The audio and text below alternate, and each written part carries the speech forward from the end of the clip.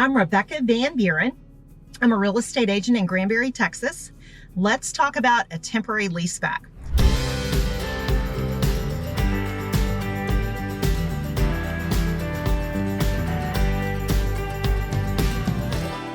Okay, so there are addendums that you can use in a contract or an amendment that you can use in a contract. The difference between addendum and amendment, let's go to the root word.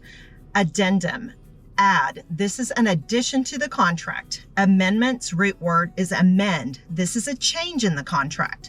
So we're going to talk about an addendum. And the addendums that we're going to talk about today are going to be a buyer temporary leaseback or a seller temporary leaseback. So this is an addendum that you're going to put with the contract, and you're going to use one or the other. So the specific example of using a buyer temporary leaseback, I've got a buyer. They are able to purchase. They are getting financing. So what the buyer temporary leaseback is going to say is the buyer is going to make an offer. They can close July 30th, but they would like to take possession on July the 15th. So they want to take possession 15 days early because they have to be out of wherever they are. So they're going to write this offer up. We present the offer to the listing agent, and they're going to present it to the seller.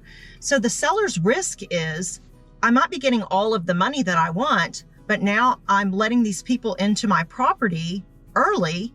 What happens if their financing doesn't go through? Now you've got a buyer that is in your property that can't get financed, and you've got to get them out. So that's the big risk to the seller on a buyer temporary leaseback.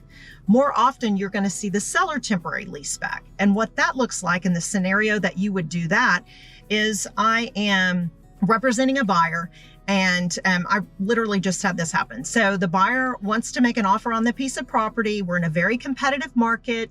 They do not want to offer over list price. So they're hoping that they can offer terms that would be more appealing to the seller by letting the seller lease the property back after they purchase. So what they're saying is, listen, we can close, we're cash. The buyer says, I can close, I'm cash. I can close on July the 30th.